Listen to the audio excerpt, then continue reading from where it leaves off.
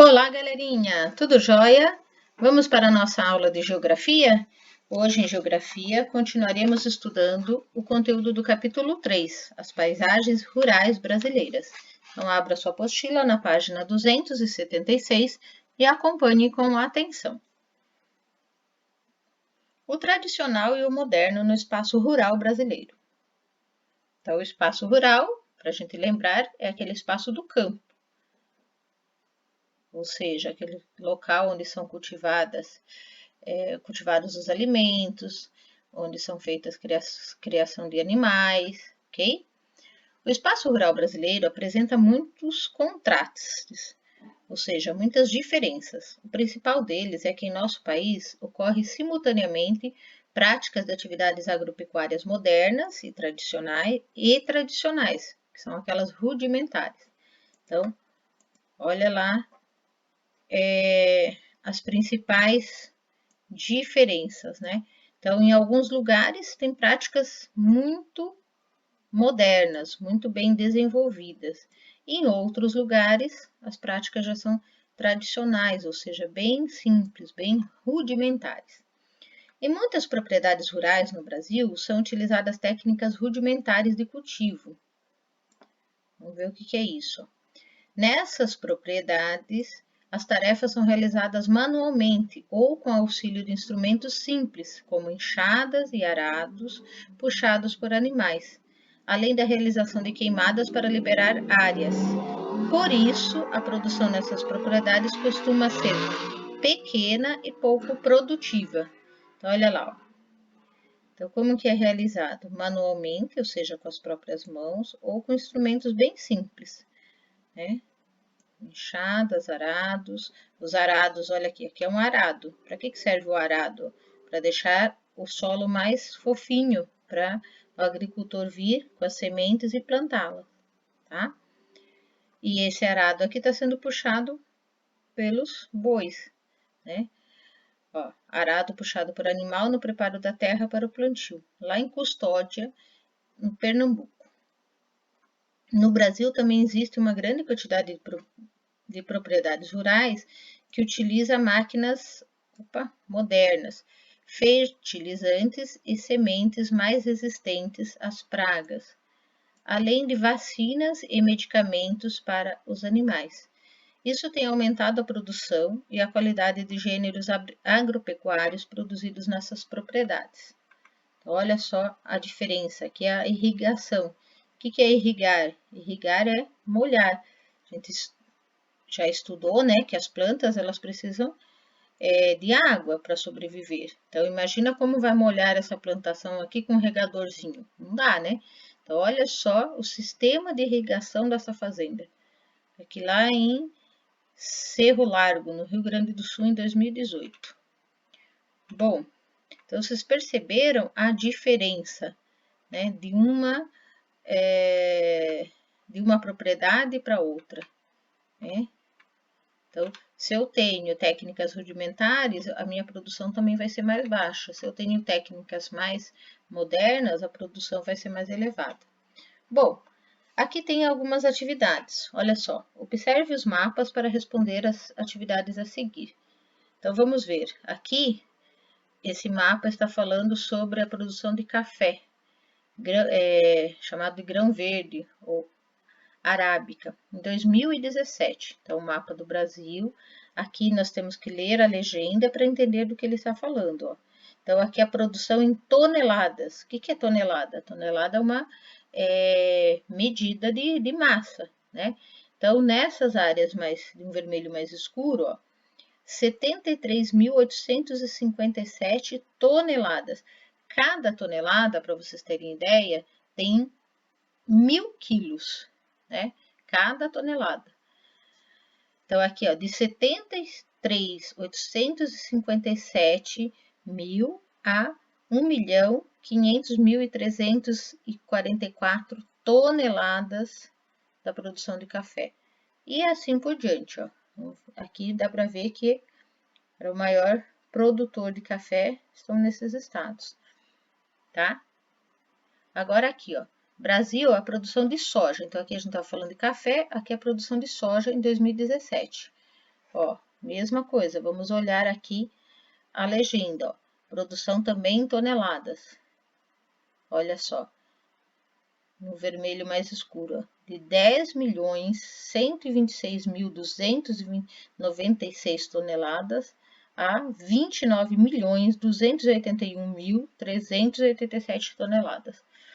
E aí você vai observando, ó, nessa parte branca é que não tem informação sobre a produção, tá? Vocês viram a importância aqui da gente saber fazer a leitura dos números? Olha porque é importante a gente se dedicar bastante também lá na nossa disciplina de matemática, né? Afinal, ela está presente em todas as disciplinas. E aqui a produção de cana-de-açúcar. Olha lá, também produção em toneladas. Aqui o vermelhinho, ó, 37.940.755 toneladas a 354.353.921 toneladas. Bom, aqui vocês vão responder de acordo com a leitura desses mapas. Ó. Cite 2 estados em que a produção de café foi superior a 73 mil toneladas. Então, você vai observar aqui no mapa e vai ver qual, né, 2 estados que a produção ultrapassou essa quantidade. Muito simples, né? Lembre-se de escrever o nome dos estados com letra inicial maiúscula. Na B, em que regiões se encontram os estados com as menores produções de soja? Ou seja, a produção abaixo de 34 mil toneladas. Então, vamos olhar aqui, ó. Então, abaixo de 34 mil toneladas. Em que regiões está a maior produção de cana-de-açúcar? Ou seja, acima de 17 milhões de toneladas. Tudo bem? Cite no mínimo 2 estados em que a produção de cana-de-açúcar foi inferior, ou seja, foi menor a 84 mil toneladas no período representado. Joinha? Então, leiam com bastante atenção os mapas para depois responder as questões. Joia? Aqui, continuando, os gráficos abaixo apresentam informações sobre a criação de animais no Brasil. Observe-os. Então, agora a informação em gráficos. Olha só, criação de bovinos, suínos, criação de aves. Então, é o Censo Agro de 2017. O que é censo? Censo é aquela contagem, lembra? Então, o IBGE ele não conta apenas pessoas, também conta as produções, tá? Então, observem o gráfico para fazer leitura. Ó, esse gráfico está relacionado à criação de bovinos, tá? Então, aqui de azul, Mato Grosso, laranja, Minas Gerais, verdinho, Mato Grosso do Sul, e a criação nos demais estados. Aqui já é a criação de suínos e aqui de aves, ok? Qual estado brasileiro possui o maior rebanho de bovino do país? Vocês vão responder aqui observando o gráfico, tá? Lembrando de escrever o nome do estado com letra inicial maiúscula. Quais estados são os maiores criadores de aves do país? Quais os estados aqui? Qual estado é o maior criador de suínos do país? Então, só olhar aqui a corzinha do gráfico e olhar a legenda. O estado onde você vive se destaca na criação de alguns dos animais representados nos gráficos? Em quais? Então, em que estado nós vivemos? E aí? Lembra? Isso mesmo, nós vivemos no estado de São Paulo. Então, o estado de São Paulo se destaca em alguma criação desses animais, desses rebanhos? Você vai escrever aqui, tá? Aqui, a sugestão de uma pesquisa. Pesquise em jornais locais ou na internet quais os principais produtos agrícolas cultivados e animais criados no município onde você vive. Então, em Cerquilho, vamos fazer essa pesquisa? A gente pode pesquisar pelos jornais de Cerquilho, pela internet, certo? Pelo site da nossa prefeitura também, e encontrar essas informações. No caderno, produza uma tabela com o nome e a produção anual de gêneros agrícolas e também das criações de animais. Se preferir, faça desenhos ou colagens que representem esses produtos e criações. Depois, discuta com os colegas e o professor o resultado da sua pesquisa. Bom, Cerquilho é uma grande produtora de pelo menos um produto agrícola muito importante para não só para a cidade de Cerquilho, mas para o país como um todo. E nós já comentamos sobre isso anteriormente, eu espero que vocês lembrem, tá bom? Continuando aqui, ó, a má distribuição das terras no Brasil. O Brasil possui extensas áreas de terras ocupadas para o desenvolvimento da agricultura e da pecuária. Porém, essas terras estão distribuídas de maneira desigual entre a população. Então, o Brasil é um país imenso, então tem muita área, né, de terra destinada à agricultura e à pecuária. Só que essa distribuição é feita de uma maneira, né, desigual, ou seja, não é uma distribuição homogênea entre a população. Uma pequena parte das terras do espaço rural pertence a um grande número de propriedades e está dividida em propriedades com menos de 100 hectares, os chamados minifúndios, ou seja, pequenas propriedades. Aqui, ó, uma pequena propriedade em Guaporé, em 2015, no Rio Grande do Sul.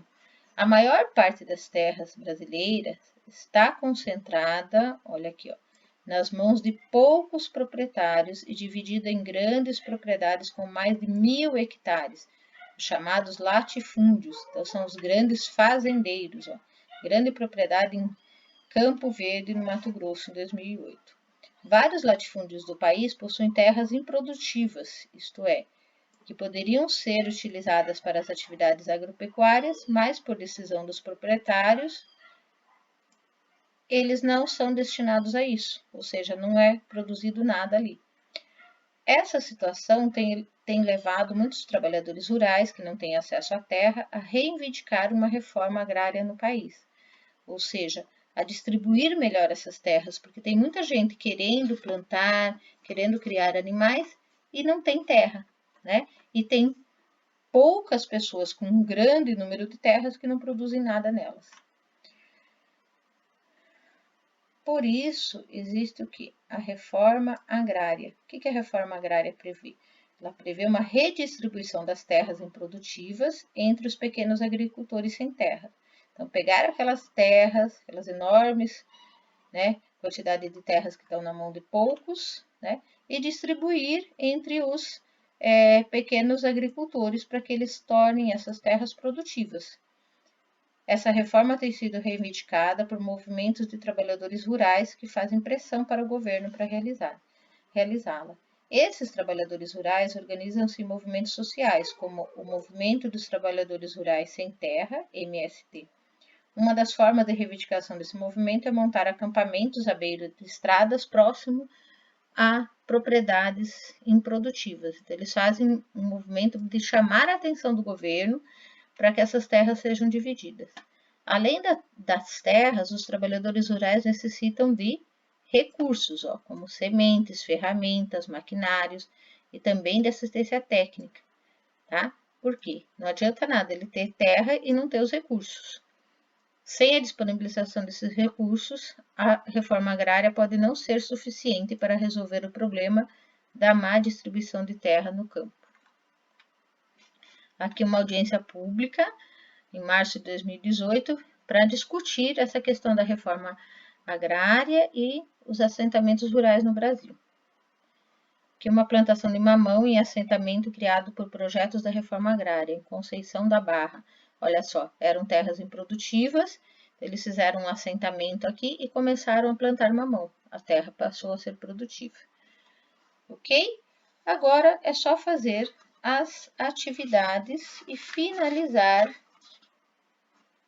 esse capítulo. Então, aqui a primeira, assinalar as afirmações verdadeiras. Então, leiam com atenção cada afirmação, veja se qual delas é verdadeira, né? Pode ter mais que uma verdadeira. e aí vocês vão colocar um X, ok? Depois, ó, explique o que são minifúndios e como eles estão distribuídos no Brasil. Então, a gente acabou de ler sobre os minifúndios e o que eles são. Você vai voltar no texto, se você não lembrar, e vai explicar aqui. A reforma agrária poderia resolver o quadro de concentração fundiária? Comente, né? Então, será que melhoraria essa questão de distribuição de terras com a reforma agrária? Seria necessário só a reforma agrária? Ou o que mais precisaria além dela para melhorar, né, para fazer uma distribuição melhor das terras do Brasil? As terras que hoje em dia estão improdutivas, porque os proprietários não querem produzir nelas. Aqui, leia as manchetes para responder as questões. Reforma agrária brasileira nos últimos 30 anos é fracassada, diz Naban Garcia. Então, aqui uma manchete de um jornal, do jornal Estadão, 27 de novembro de 2018, e que está aqui nesse site da internet. Menos de 1% das propriedades agrícolas detém quase metade da área rural no país. Então, aqui também é uma informação de um jornal que está aqui nesse site. De que tratam as manchetes acima? Então, elas estão falando do quê? Né? Releia e lembre o que a gente escreveu sobre o que essas duas manchetes estão falando. Com base nos estudos sobre a concentração de terras e reforma agrária, proponha novos títulos para as manchetes acima, tá? Então, com base naquilo que a gente estudou, você vai reescrever, né, vai propor novos títulos para essas duas manchetes, ok? Bom, nesse capítulo, galerinha, nós estudamos que o Brasil destaca-se mundialmente por sua grande produção agropecuária, em razão de fatores naturais e técnicos, que a prática de atividades agropecuárias modernas e tradicionais é um contraste no espaço rural brasileiro, e que grande parte das terras no Brasil está distribuída entre poucos proprietários, enquanto a menor parte dessas terras está distribuída entre um grande número de proprietários.